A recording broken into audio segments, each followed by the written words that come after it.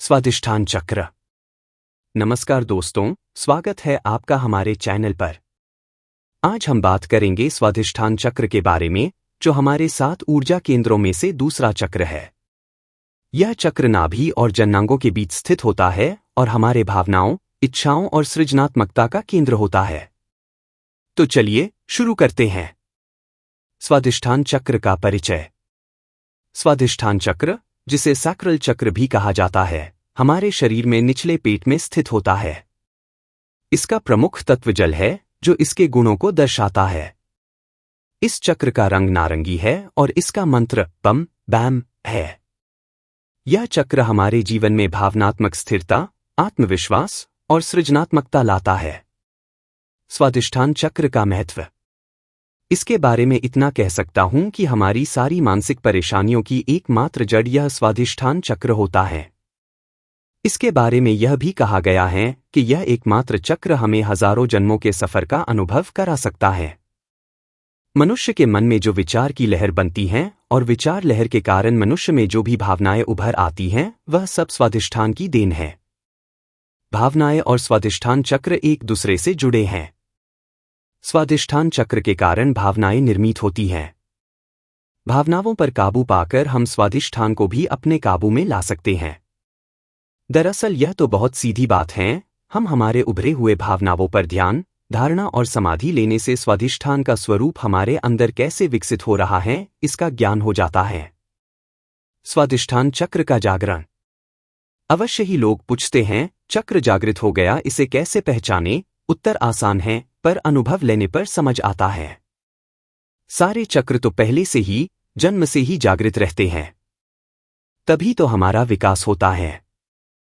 चक्र जागर का मतलब हमें उदाहरण लेकर समझना होगा।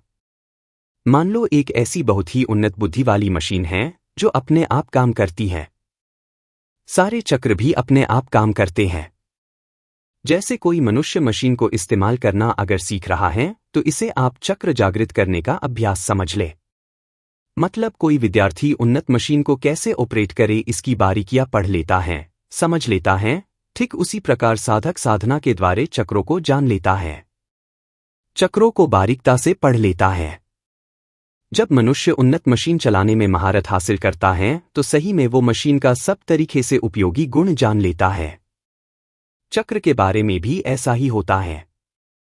जब साधक चक्रों का सही में उपयोग करने में निपुण होता है, तो वही अवस्था चक्र जागरण की होती है। स्वादिष्ठान चक्र की स्थिति और चेतना।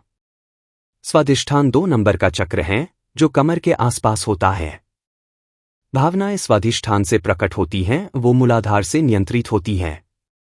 भावना 3 प्रकार की होती है: प्राणी भावना, मानव भावना और दैवी भावना। हमारी चेतना भी 3 प्रकार की होती है: प्राणी चेतना, मानव चेतना और दैवी चेतना।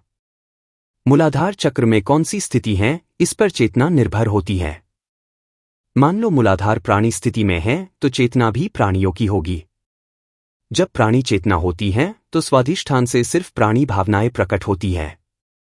प्राणी भावनाओं में मुख्य कर लड़ना, झगड़ना, तेरा मेरा, निंदा, मत्सर, क्रोध, बुरे कर्म करने की भावना, लोभ करना, मोहवश होना, गर्व में रहना, मुझे ही सारा ज्ञान है, ऐसी भावना का निर्माण होना आदि। तो जब हम अपनी भावनाओं को पहचान लेते हैं, तो हमें पता चल जाता है हमारा स्वादिष्ठान किस अवस्था में है।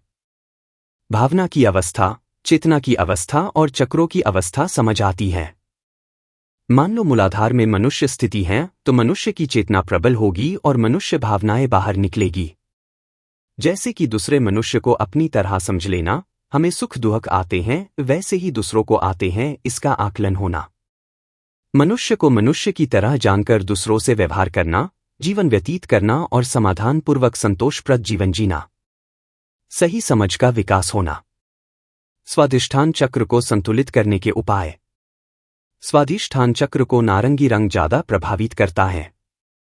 इस रंग का इस्तेमाल करने से और नारंगी फलों का सेवन करने से लाभ मिलता है। हमें जान लेना चाहिए कि स्वादिष्ठान के जल तत्व होने का असर देह के भीतर सभी जलरूप कोशिका पर बराबर होता है। देह में होने वाली जल के द्वारा पीड़ा स्वादिष्ठान के माध्यम से दूर किया जा सकता है। तो दोस्तों, यह था स्वाधिष्ठान चक्र के बारे में विस्तृत जानकारी और इसे संतुलित करने के उपाय। उम्मीद है कि आपको यह जानकारी पसंद आई होगी और इससे आपको अपने जीवन में संतुलन और सृजनात्मकता लाने में मदद मिलेगी। अगर आपको यह वीडियो पसंद आया हो तो कृपया इसे लाइक करें, हमारे चैनल को सब्सक्राइब करें और इस वीडियो को अपने दोस्तों के साथ शेयर करें। अगर आपके कोई सवाल या सुझाव हो तो नीचे कमेंट करें। धन्यवाद। धन्यवाद दोस्तों, फिर मिलेंगे एक नए वीडियो के साथ। तब तक के लिए नमस्ते।